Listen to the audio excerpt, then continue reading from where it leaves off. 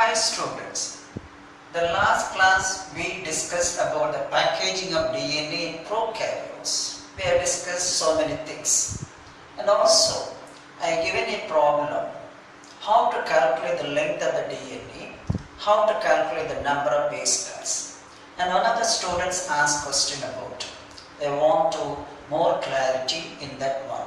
That's why I am taking another problem to solve it. The length of DNA in equal is about 2.72 millimeter. Calculate the number of base pairs per meter. So we can calculate per millimeter also, per meter also, per centimeter. Now the length of DNA is equal to length of DNA. You know the formula is equal to total number of bases. Total number of bases multiplied by the distance between the consecutive base pairs. Distance between consecutive base pairs. If you want to calculate it in terms of meter, it should be multiplied by 10 power minus 9. This is a calculation. So length of DNA is equal to total number of bases multiplied by what we have the distance between consecutive base pairs, and also that is if you want to get the answer in meter 10 power minus 9, if you want to get the answer in centimeter 10 power minus 7, if you want to get the answer in millimeter 10 power minus 6. Now here the length of the DNA is given. They are asking about the total number of base pairs. How many base pairs are present in that one? So the length of the DNA 2.72 millimeter. As we have to calculate for meter the number of base pairs, you have to convert this one into meter. So 2.72 multiplied by 10 power minus 3. 10 power minus 3. So it is equal to the total number of base pairs. You know the constant value, the distance between consecutive base pairs in all the DNA except zDNA is about 0.34 nanometer. So if you want to get the answer in meter, so we have to multiply by 10 power minus 9. So this is the one. Now what is the answer we are getting there from?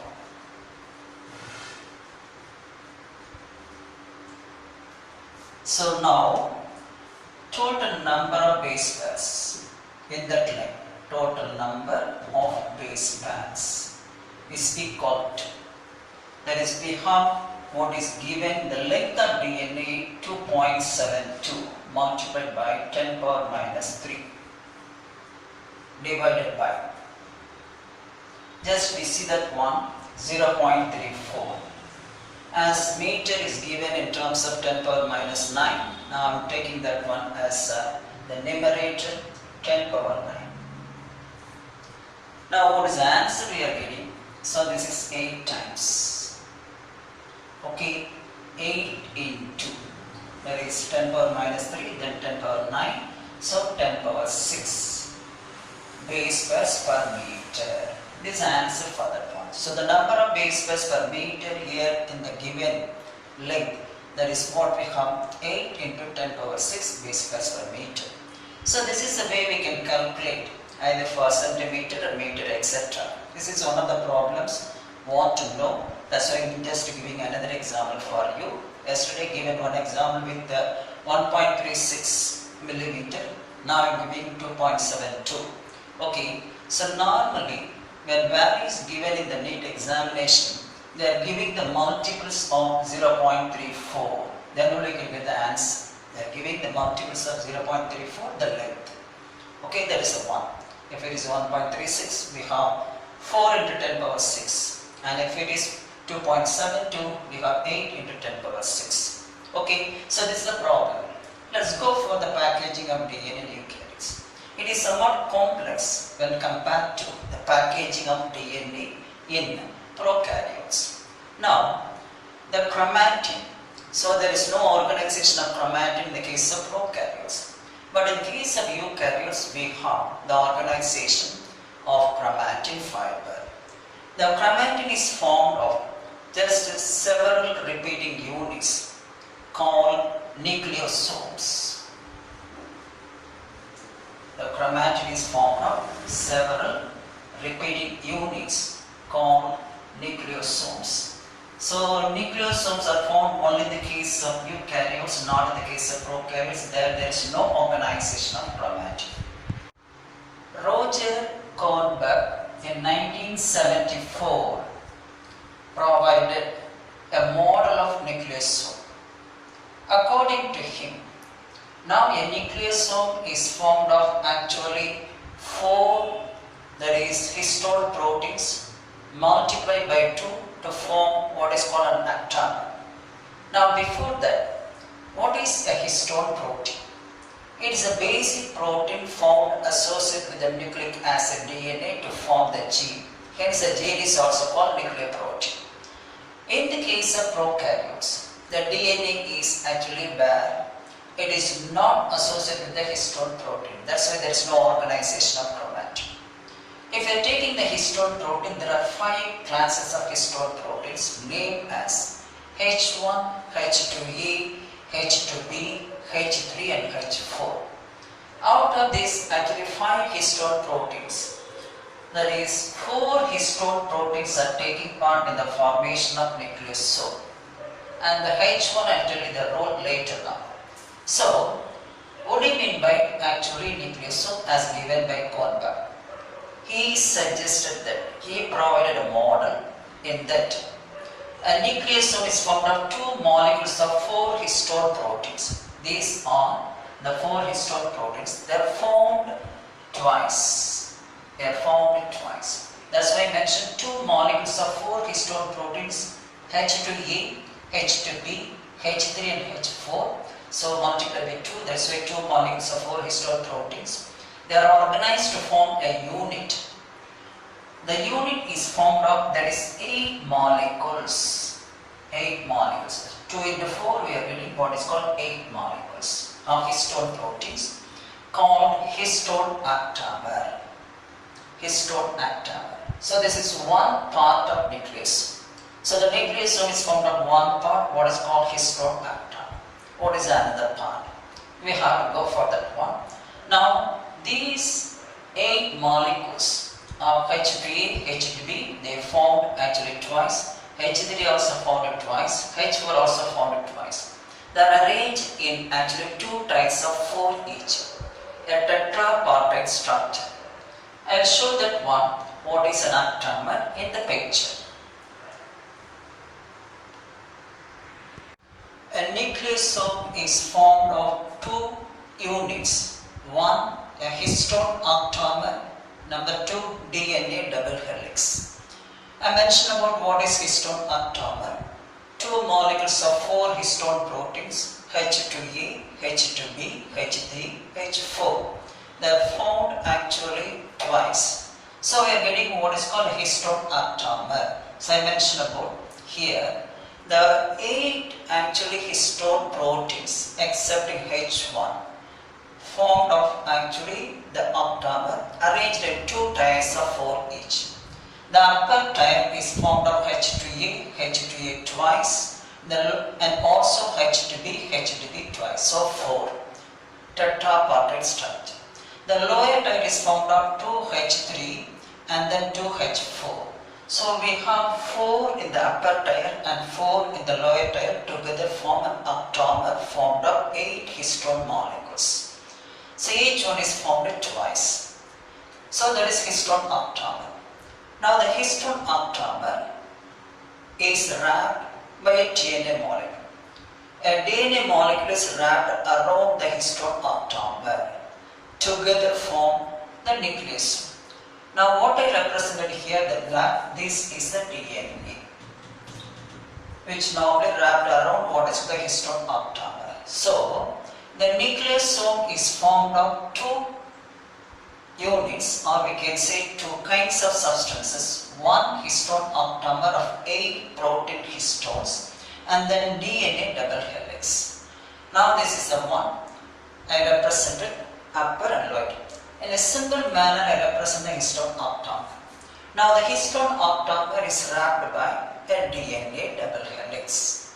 Okay, so the DNA double helix normally formed as a long coiled structure, whereas the histone octamers are contact with one another. The DNA is coiled around or coiled on the outside of the octamer. This is one. See, the DNA shows actually two turns around each nucleus. Now this is turn 1 and this is turn 2. There are two turns of DNA. These two turns of DNA is sealed off by another protein, what I say the left out protein H1. Now this is a H1 protein. It's sealed off what is called the DNA. So the DNA is leaving and entering the octamer only through the histone protein. I'll come back to this one, histone protein 1. Now, if you're taking the DNA double helix, there are two turns around a nucleosome and it is being formed of 200 base pairs. 200 base pairs. The DNA double helix in each nucleosome forming two turns is formed of 200 base pairs. Now there is one question. If there are 200 base pairs in each nucleosome, that is in the DNA of each nucleosome, then how many nucleosomes are formed in mammalian cell? This is one question. So this is the number of base pairs in the DNA helix which is wrapping around the histone octamer. If it is 200 base pairs in a nucleosome, how many nucleosomes are found in a mammalian cell? This is one question. So how can you calculate this one?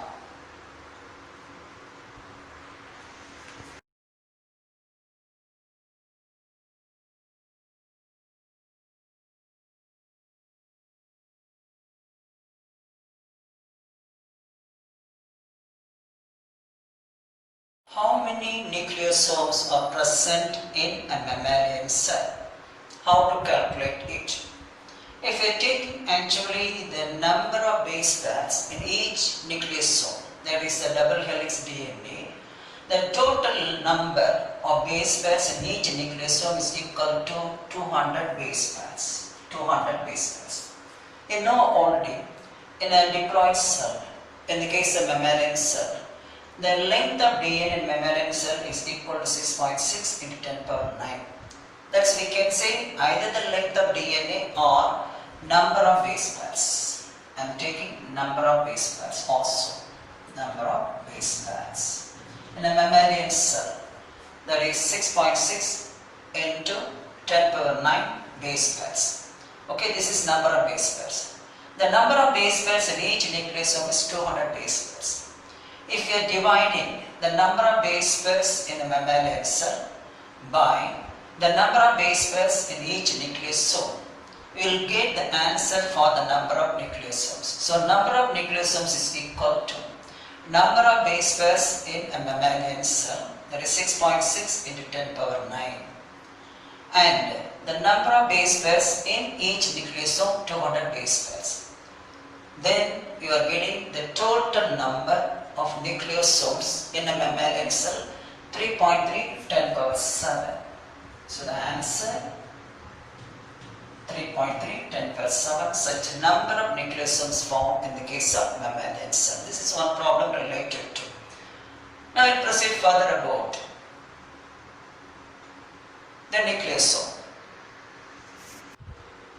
In a nucleosome, the DNA double helix makes two turns around the histone octamer, and these two turns are sealed off by H1 histone protein. This is number 1. Okay, and normally, that is, we have the nucleosomes are found on a chromatin fiber, just like a beads on a string. That concept was given by Woodcock in 1973. Now this is a chromatin fiber. We have the nucleosomes just like a beads on a string. So in which what is happening? the nucleic acid, the DNA enters and leaves. Now here entering and leaving, this is a entering and this one is the leaving part. Entering and leaving, that is at random positions, at random points, at random places. So these are all the random places, you know that one. The DNA is leaving and entering the histone octagon. Now the H1 is normally interacts with the adjacent H1 protein. So the H1 of one nucleosome is always interacting with the H1 of another nucleosome. This is another concept we have that results in further folding of the nucleosomes. Now, one nucleosome is connected to another nucleosome by means of the continuation of the DNA, the one which leaves from one nucleosome and enters into another nucleosome. That DNA which links or connects the one nucleosome with another is called as a linker DNA. This is a linker DNA. This is H1 protein is responsible for sealing off, that is the DNA. So that what will happen, the DNA enters and leaves the nucleosome at random positions or random locations. The linker DNA is the one which links or connects the two histone octagon molecules. Now if you are taking the chromatin fiber, so the Weeds and nesting structure was given by Woodcock in 1973. So if you are taking what is called the chromatin fiber, not the DNA, the chromatin fiber, in the case of interphase nucleus and mitotic chromosomes, having a dimension or a diameter varying between, I'll show that one, 200 to 300 nanometer. Roughly we can say, totally generally we can say 300 nanometer, I will tell you in the hierarchical nature of chromosome structure. So in interphase nucleus and also in the mitotic chromosome, the chromatin fiber is having a diameter between 200 to 300 nanometer. So which is an inactive chromatin, in the interphase. It becomes active only during the cell division. Now we have a hierarchical nature of chromosome structure. I mentioned we have started with the DNA molecule, the lowermost hierarchy level. The DNA forms, you see that one with the histone octagon, the nucleosome. The nucleosome normally forms a chromatin fiber of 13 nanometer. Now I will represent first the hierarchical nature of chromosome structure and then I will explain. Only in the form of words, then the structure in terms of diagram. Now we are taking this is the hierarchical nature of chromosome structure, how a chromosome is formed. Now starting with the DNA. The DNA just later forms what is called the nucleosome. Then we have what is called chromatin fiber. I tell you the diameter of each one now, chromatin fiber. The chromatin fiber just forms what's called coiled chromatin fiber.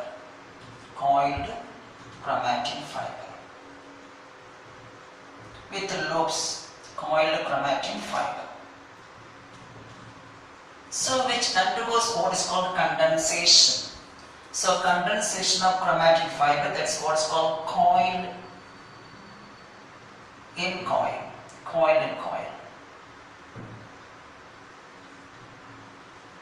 This is nothing but the condensation.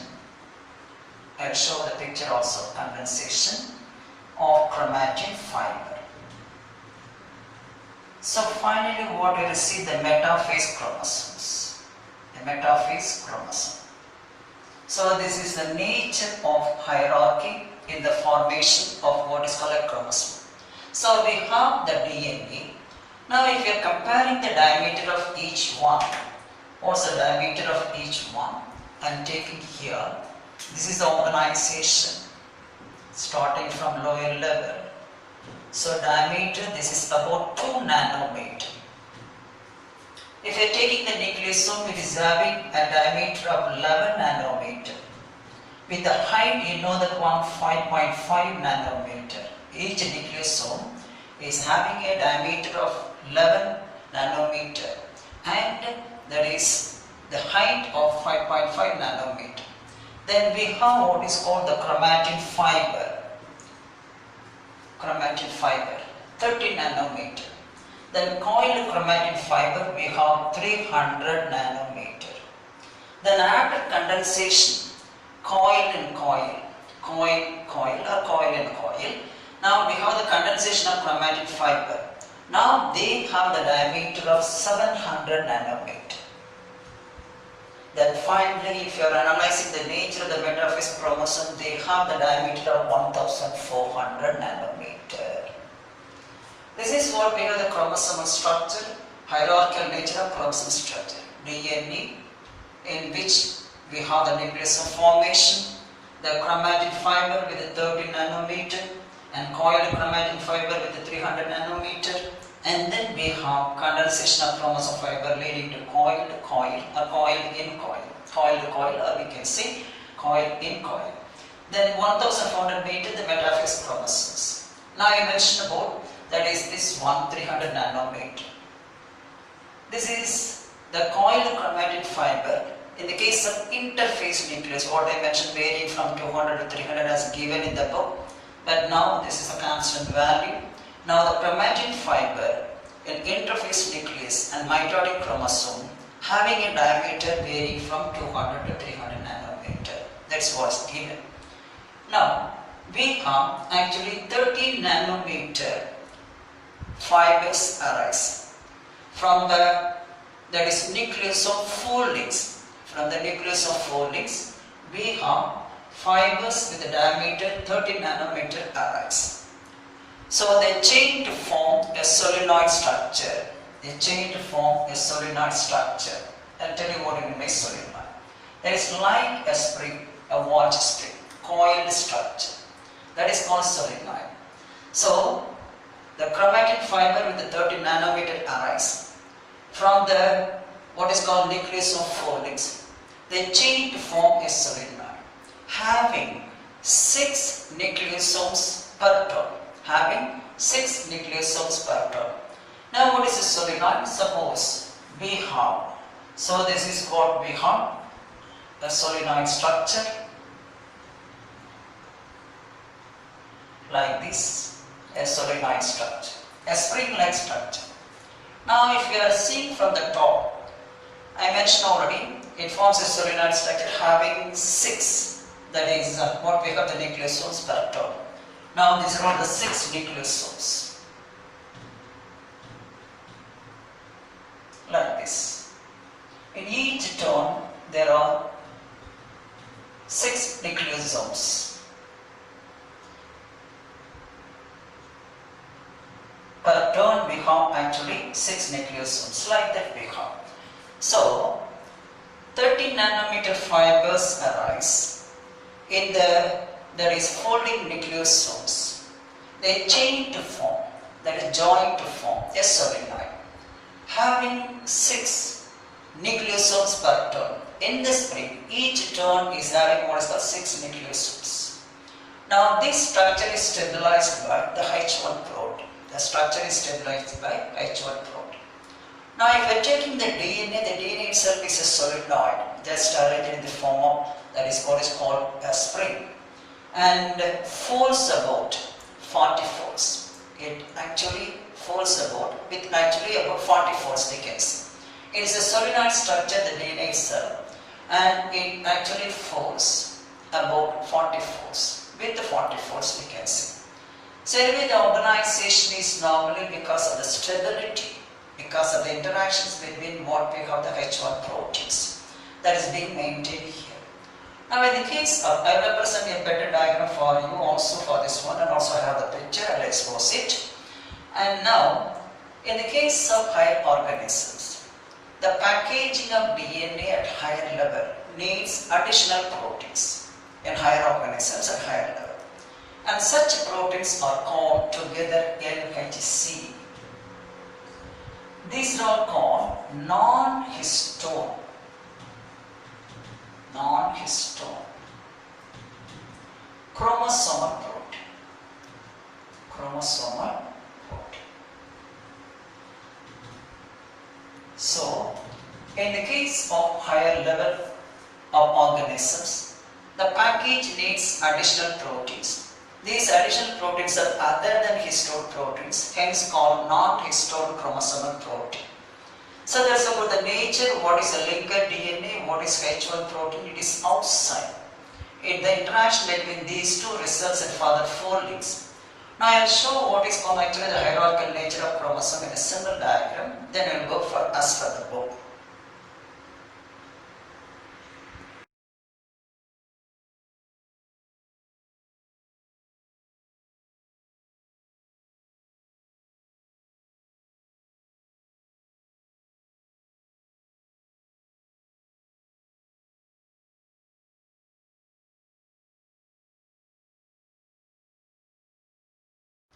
Here I given the hierarchical nature of chromosome structure what I taught. We have starting with DNA double helix with a diameter of 2 nanometer. Then the next one, the formation of beads-like structure, series of units, then a chromatin fiber called nucleosome having a diameter of 11 nanometer. Then we have chromatin fibers arise from the folding nucleosomes. They chain to form a solenoid structure, spring-like structure, having 6 nucleosomes per turn what I represented. So this is what we have the solenoid structure. So they are connected like this, having 6 nucleosomes per, that is a turn. So that is having a diameter of 13 nanometer. Then we have the coiling of chromatin fiber. So here the coiled chromatin fiber with what we have the nucleosomes. The dots represent the nucleosomes, having a diameter of 300 nanometer. The condensation of this looped chromatin fiber occurred. That is what is called coiled structure is formed, coiling within a coil. That is called coiled coil. That results in the condensation of chromatin fiber. It's about 700 nanometer. Now if you are observing, that is a metaphase chromosomes. Now this condensed chromatin fiber organized into distinct chromosomes what we have. This is a metaphase chromosome with 1400 nanometer. This is a hierarchy from just lower level to the higher level of 1400 nanometer. We are starting with 2 nanometer and ending with 1400 nanometer. So this is the organization happening during the formation of chromosome. How far the nucleosome is formed and what is the nature of the chromatin fiber. The chromatin fiber is normally a solenoid. The entire DNA is also a solenoid structure, and with about 40 folds, there are 40 folds. The entire DNA is a solenoid structure with about 40 folds. Folding occurs like this. This is what's called the foldings, the coiling. So that is about the hierarchical nature of chromosome structure. A different diagram is given in the book. I'll represent that one also.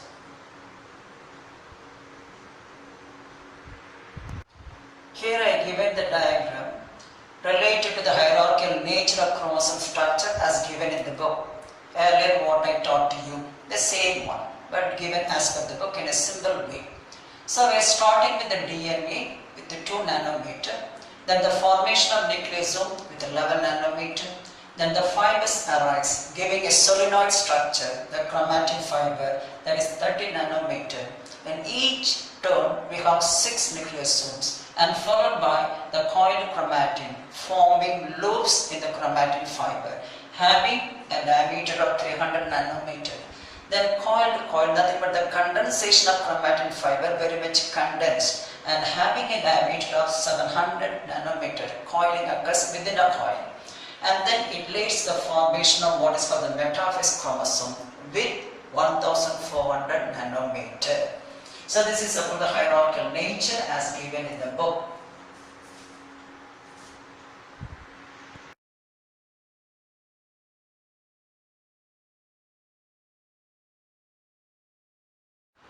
In a typical interphase nucleus, the chromatin fibers are arranged in 2 different forms.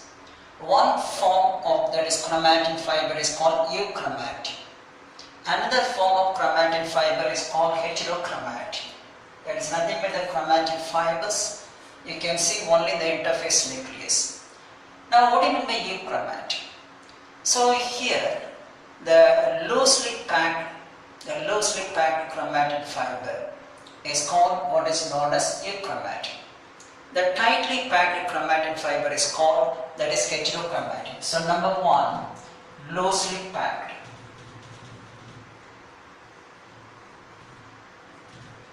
Chromatin is called euchromatin. The tightly packed chromatin. Tightly packed chromatin.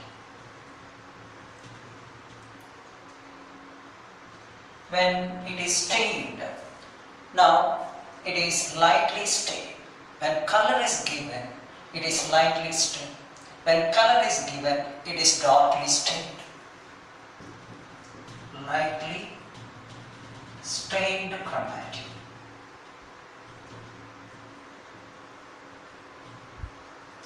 Lightly stained chromatin. And this one, darkly stained chromatin. Darkly stained chromatin. When color is given, dye is applied, one is lightly stained, another one is darkly stained, it is clearly visible. The third one, which is very active in terms of transcription. In terms of transcription, that is transcribing the message. Now this part of the chromatin is highly reactive. So transcriptionally active. It is transcriptionally active.